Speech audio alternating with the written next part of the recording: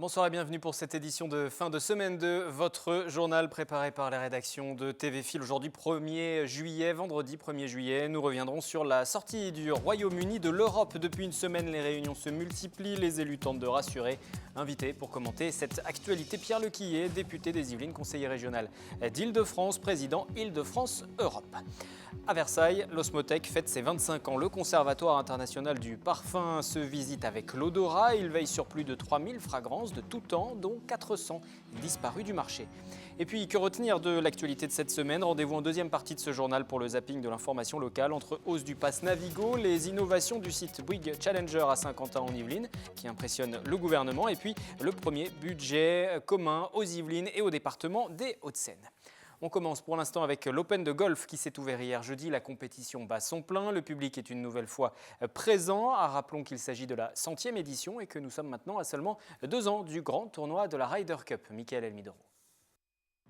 L'Open de France, le plus gros rendez-vous golfique de l'Hexagone, a débuté ce jeudi à Saint-Quentin en Yvelines. Pour cette 100e édition, les organisateurs s'attendent à accueillir plus de 60 000 spectateurs sur les 4 jours de compétition.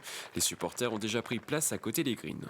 C'est un tournoi qui attire beaucoup de monde, donc passionnant avec des grands joueurs, donc c'est passionnant d'être ici. Je pense que c'est un tournoi qui monte en puissance, surtout avec la Ryder Cup dans 2 ans. Je crois qu'on aura de plus en plus de grands joueurs sur l'Open de France. La vingtaine de loges de l'Open de France est également garnie comme tous les ans d'une capacité de 50 à 250 personnes. Les espaces équipés de balcons accueillent des professionnels et des célébrités. Ici, on a la chance de les voir arriver, on a la chance de stresser avec eux parce qu'il y a quand même pas mal d'eau autour, il y a du vent et il y a quelques gouttes de pluie mais ça ne va pas durer. Donc dans ces moments, en fait, on est content de se retrouver ici. Sur le plan sportif, le public peut voir en action 8 vainqueurs de majeur, 87 vainqueurs sur le Tour et 18 joueurs de Ryder Cup. La superstar de cette édition 2016 est le Nord-Irlandais Rory McIlroy, numéro 3 mondial. Au niveau de vente de billetterie, c'est important, c'est énorme, plus 40% comme est la moyenne, et on le ressent complètement. Et on le sent aujourd'hui parce qu'il y a énormément de monde. On n'a jamais vu autant de monde un jeudi, le premier jour, à 8h ce matin, c'est full. Le golf national fera ses comptes ce dimanche 3 juillet au soir. La coupe sera remise aux alentours de 17h30 aux vainqueurs.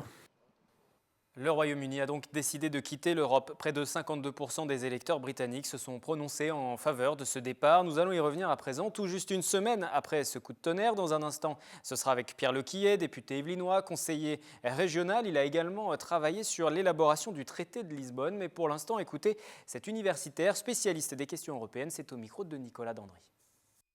D'un côté, François Hollande demande à ce qu'on aille vite et que l'on aille vers plus d'intégration. De l'autre côté, Angela Merkel disait il faut laisser le temps au temps et plus d'intégration, ça ne va pas forcément de soi. Qu'est-ce qu'on a eu après la rencontre de lundi matin entre François Hollande, Angela Merkel et Matteo Renzi? Une déclaration commune des trois qui disait d'une part, il faut aller vite. Donc là, c'est la vision François Hollande qui l'emporte. Et d'autre part, il ne faut pas tout de suite proposer un nouveau traité.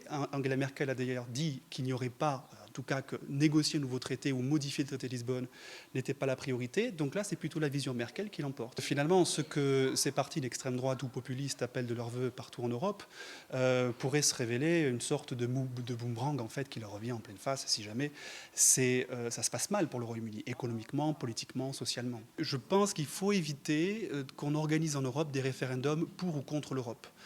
Parce que la véritable question, ce n'est pas ça, c'est plutôt quelle est l'Europe que l'on veut. Et comment le Royaume-Uni va maintenant concrètement sortir de l'Union européenne sur le plan juridique? Écoutez une fois de plus la réponse de cet universitaire.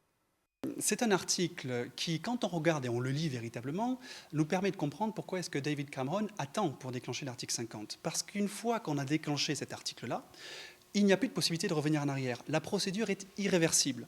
Et ensuite, l'Union européenne et le Royaume-Uni ont un délai de 2 ans pour négocier la sortie.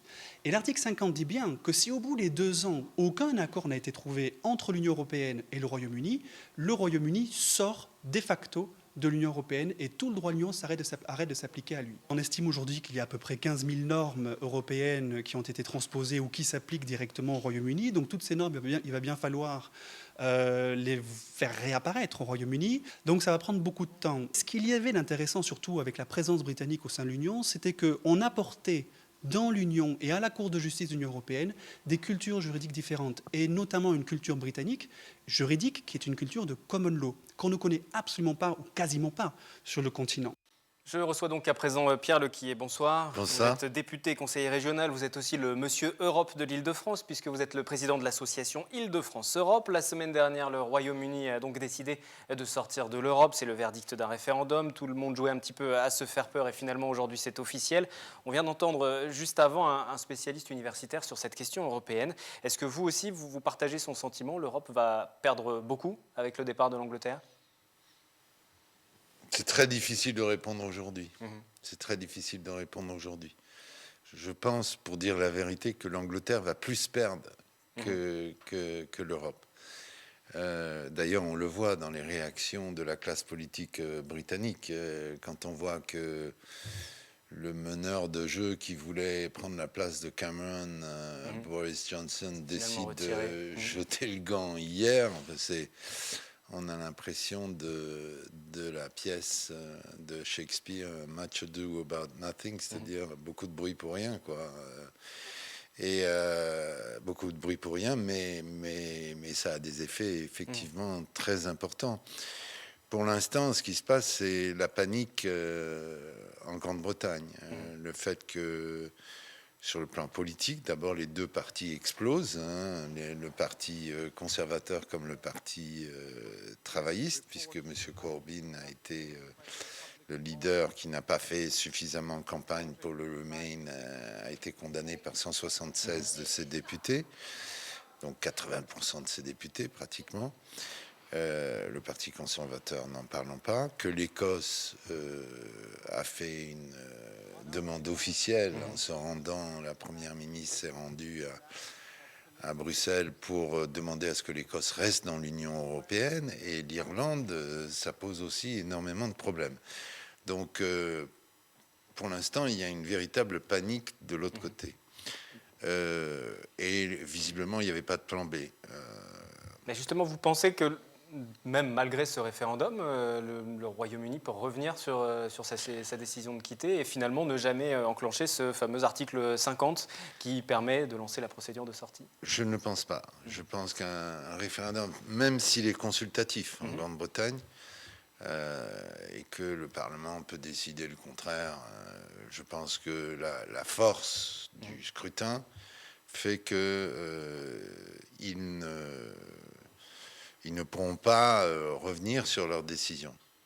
Mais il reste que le Parlement lui-même est à très forte majorité pour rester dans l'Union européenne. Il était à très forte majorité pour rester dans l'Union européenne. Et que, on le voit très probablement, c'est une partisane du Remain, c'est-à-dire de rester qui va être élue Premier ministre. C'est elle qui est favorite, Theresa May. Donc on est avec un point d'interrogation. Connaissant les Britanniques, pour cause, je suis à moitié britannique, ma mère était anglaise et je suis né à Londres, ils vont essayer de négocier. Ils étaient un pied dedans, un pied dehors, ils vont essayer d'être un pied dehors, un pied dedans. Donc ils vont essayer de négocier, mais en position d'infériorité. Parce que ce qui est très grave pour la Grande-Bretagne, c'est l'incertitude. Sur le plan économique, c'est dramatique. Il y a plein d'entreprises qui sont déjà en train d'envisager de déménager à Paris ou à Francfort, notamment dans le domaine financier. Il y a déjà des dispositions qui sont prises. Parce que dès lors qu'ils n'ont pas ce qu'on appelle le passeport européen, ils ne peuvent plus agir dans toute l'Europe. À partir de Londres. Et ça sera à partir de Francfort ou de Paris ou d'une autre ville européenne. Et donc, il y a de leur part et aussi de notre part, parce que nous aussi, on a besoin que les entreprises, le monde économique soient face à une situation stable, claire. On a besoin que les choses aillent très vite. Et ils ont besoin que les choses aillent très vite. C'est l'espoir qu'on a, que ça ne dure pas trop longtemps, quoi. Vous parliez de Paris, justement. Vous parlez tout de même des enjeux, ne serait-ce que pour Paris, de peut-être devenir aussi confirmer une place forte sur la scène européenne. Madame Pécresse, d'ailleurs. Justement, Valérie Pécresse, voilà, vous êtes conseillère régionale, Valérie Pécresse, qui a plaidé pour notamment une révision du régime des impatriés, qui permet aux salariés venus de l'étranger de bénéficier des réductions fiscales. Voilà, on voit déjà aussi qu'il y a une carte à jouer. Voilà. Ah, tout à fait. Madame Pécresse a même fait une déclaration en disant que les entreprises britanniques ou les entreprises étrangères installées en Grande-Bretagne sont invitées à venir dans la région Île-de-France.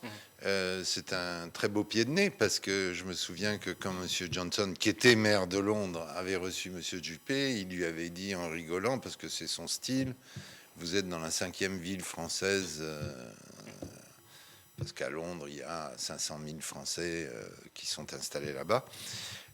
Aujourd'hui, les rôles sont inversés et je trouve très bien que la présidente du conseil régional fasse un appel et fasse en sorte que les entreprises soient bien accueillies, les entreprises qui le voudront soient bien accueillies dans la région parisienne. On parle des conséquences pour le Royaume-Uni, on parle économie aussi et des enjeux et du rôle à jouer, ne serait-ce que pour la région Île-de-France, pour tirer malgré tout peut-être un petit peu profit de cette situation très délicate. Néanmoins, il va falloir reconstruire aussi l'Europe et réconcilier l'Europe avec les peuples. Et ça, c'est aussi un enjeu qui concerne tous les politiques. Alors, je vais quand même aussi redonner quelques éléments de biographie vous concernant pour montrer que vous maîtrisez quand même bien cette question, puisque vous avez été membre de la Convention sur l'avenir de l'Europe, chargé d'établir un projet de constitution européenne. Vous étiez aussi pour l'UMP chargé des affaires européennes, vice-président du Parti populaire européen, vice-président du Mouvement européen pour la France, président de la Commission des affaires européennes à l'Assemblée nationale. Et aujourd'hui, l'Europe va mal. Est-ce que vous le vivez aussi comme un échec de la classe politique ? Je le vis comme une secousse énorme. Comme une secousse énorme. Comme je le disais, aussi bien pour la Grande-Bretagne que pour l'Union européenne. C'est une secousse énorme, mais il faut pas tout négativer. D'abord, le scrutin a été quand même entaché de beaucoup de mensonges, d'une violence extrême, d'une xénophobie qu'on n'avait jamais vue en Grande-Bretagne. Alors qu'en fait, ils n'ont pas de problème d'immigrés, ils ont un problème de migrants européens, et principalement polonais. Ils ont 350 000 Polonais en Grande-Bretagne. Enfin, oui, en Grande-Bretagne. Et donc, le contexte de la migration chez nous a joué chez eux. Deuxièmement, ils ont une particularité, c'est évidemment leur passé prestigieux.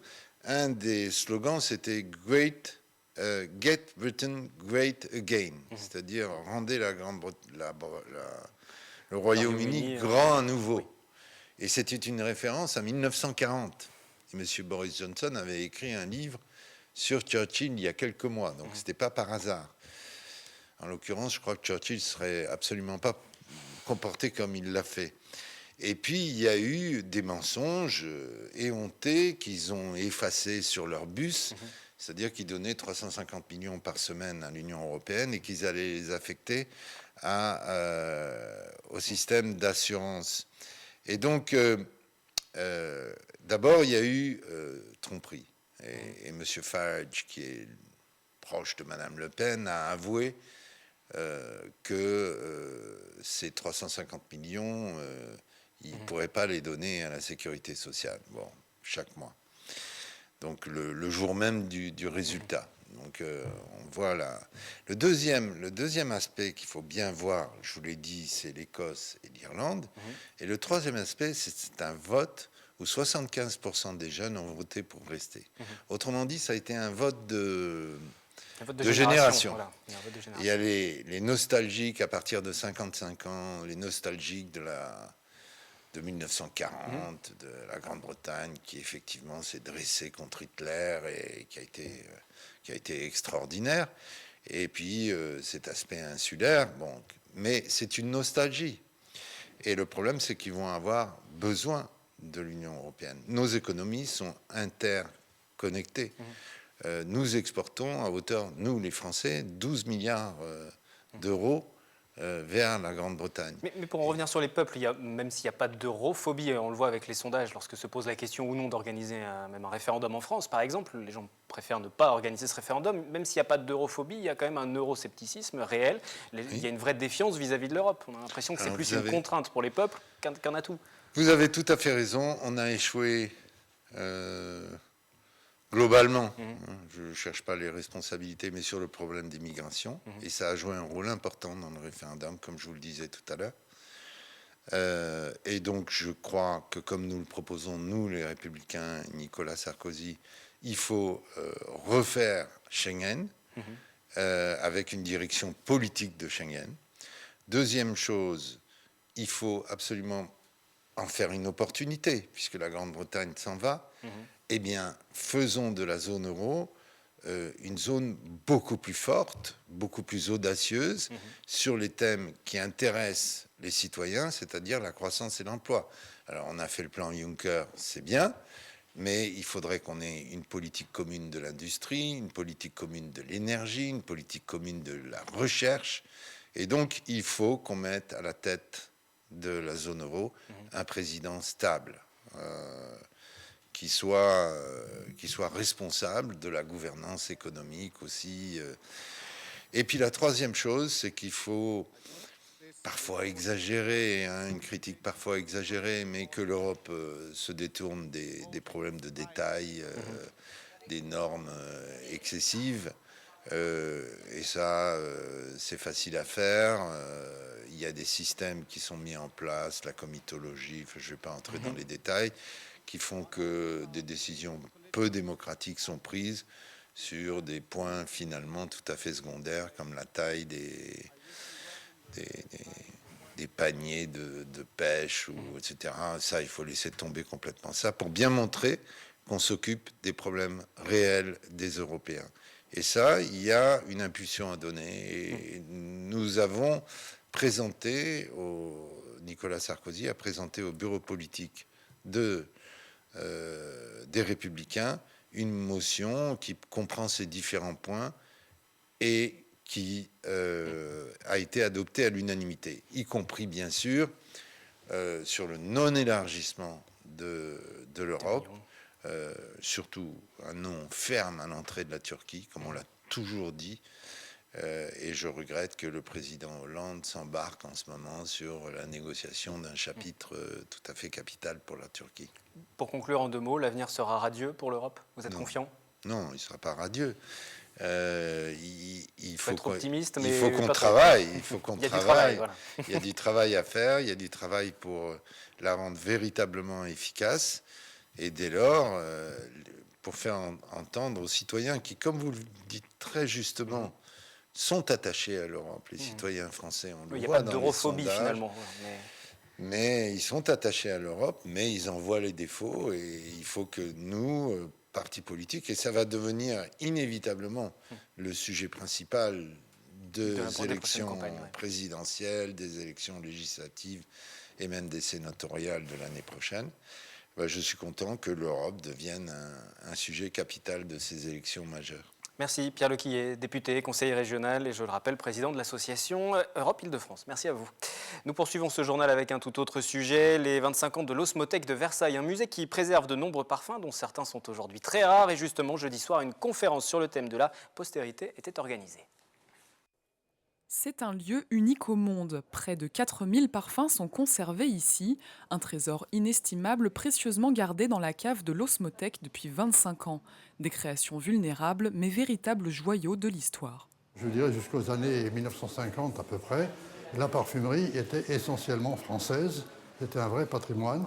Et donc, on dominait le monde, si l'on peut dire, entre Paris et Grasse. Et voilà, maintenant, aujourd'hui, on essaye de rassembler, si l'on peut dire, les chefs-d'œuvre disparus. Garant de la mémoire de la parfumerie, l'Osmothèque possède 800 parfums disparus. Jean Kerléo en a lui-même repesé 200 à partir de formules et de matières premières. Un équilibre entre art et science qui a permis de recréer à l'identique des parfums mythiques du XXe siècle. L'idée, c'était de se concentrer sur une thématique pour ces 25 ans. Et la thématique est comment faire passer les parfums à la postérité. Dans cette optique-là, nous avons choisi 25 parfums qui n'existent plus dans les circuits commerciaux, mais dont nous avons les formules et nous pouvons les refaire ici à l'Osmothèque. Un beau parfum, comme on peut les appeler, et quelque chose de sensuel. C'est quelque chose qui fait rêver, comme la plupart des parfums devraient tous faire rêver, mais c'est quelque chose, moi, qui m'attire particulièrement. La parfumerie, un témoin du passé, l'Osmothèque a même reconstitué l'eau de Cologne portée par Napoléon en 1815. L'établissement organise régulièrement des conférences olfactives et des visites pour le public afin de transmettre cet héritage évanescent. La prochaine a lieu le 6 juillet sur le thème « La grande histoire de la parfumerie ». Un mot de football à présent, l'Euro se poursuit, les quarts de finale sont lancés, le Portugal vient de battre la Pologne, le Portugal qui compte une forte communauté en Ile-de-France et qui a vibré dans le stade bien sûr et devant les écrans également, notamment dans les Yvelines. Les images sont signées Patrick Jacques de Dixmude. Je pense qu'il y aura 1-1 et ça va jouer à la fin, vers tir au but je pense. Je pense qu'ils ne vont pas lâcher l'affaire. Pronostic exact pour ce premier quart de finale entre la Pologne et le Portugal. Ce jeudi soir, au bar Girasol d'Elancourt, les supporters de la Seleção ont fait beaucoup de bruit dans ce restaurant portugais pour encourager leurs protégés. Pourtant, le match avait mal débuté pour les coéquipiers de Cristiano Ronaldo. Crispés, ils encaissent un but dès la 2e minute de jeu. Puis vient la délivrance, Renato Sanchez égalise d'un tir dévié à la 33e minute. Les fans exultent. Le score n'évolue pas, un partout à la fin de la prolongation. Direction les tirs au but. Le Portugal l'emporte 5-3. Les Portugais sont qualifiés en demi-finale. On vient de résumer tout ce qui est notre peuple. C'est qu'on est unis dans la douleur et dans la victoire. Nous, ce qui nous intéresse, c'est d'aller le plus loin possible. Ce qui compte, c'est qu'on est en demi-finale. Pour nous, c'est ce qui nous intéresse le plus.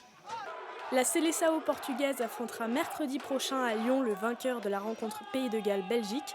Le restaurant portugais Girasol sortira à nouveau les drapeaux lusitaniens à cette occasion.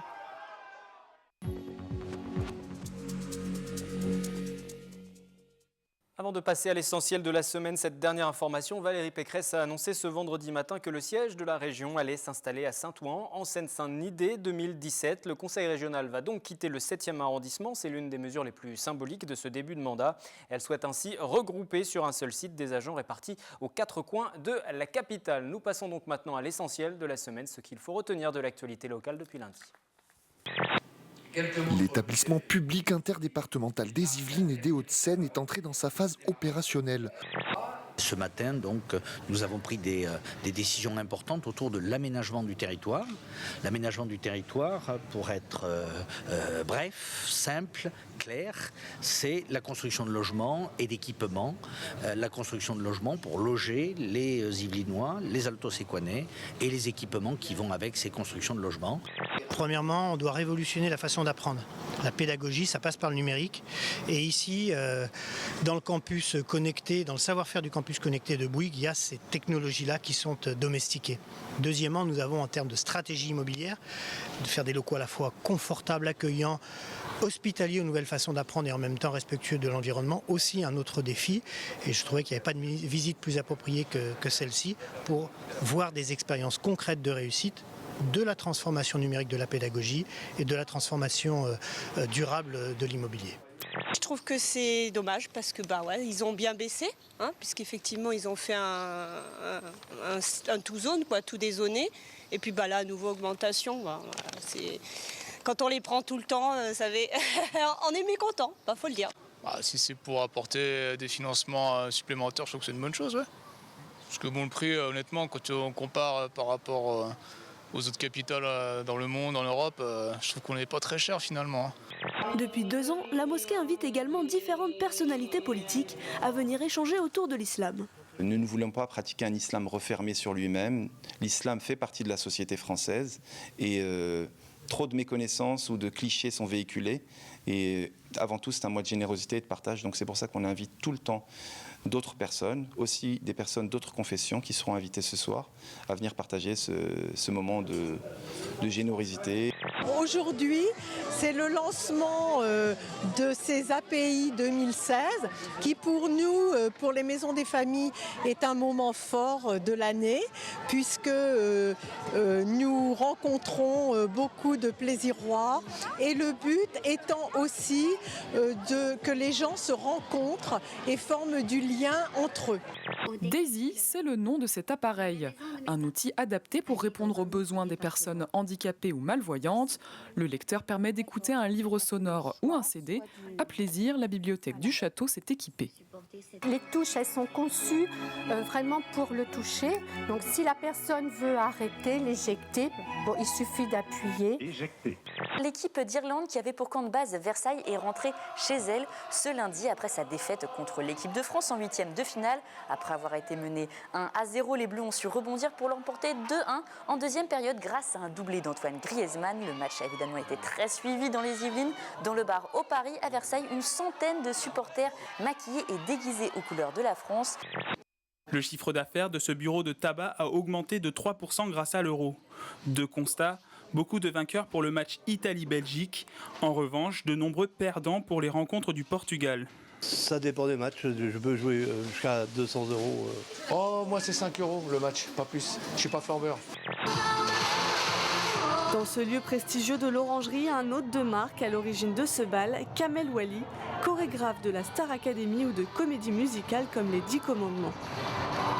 L'idée, c'est de faire revivre aux gens de notre époque les grandes fêtes du château de Versailles à l'époque de Louis XIV. Alors avec une musique actuelle, avec la nouvelle technologie, avec tout ça, mais qui est quand même cette émotion que les gens à l'époque pouvaient vivre. La fin de ce journal, dans un instant, l'essentiel des idées sorties et loisirs avec le 7-8 week-end préparé par Mélanie Poquet. Le journal revient lundi aux horaires habituels avec Florane Parfait.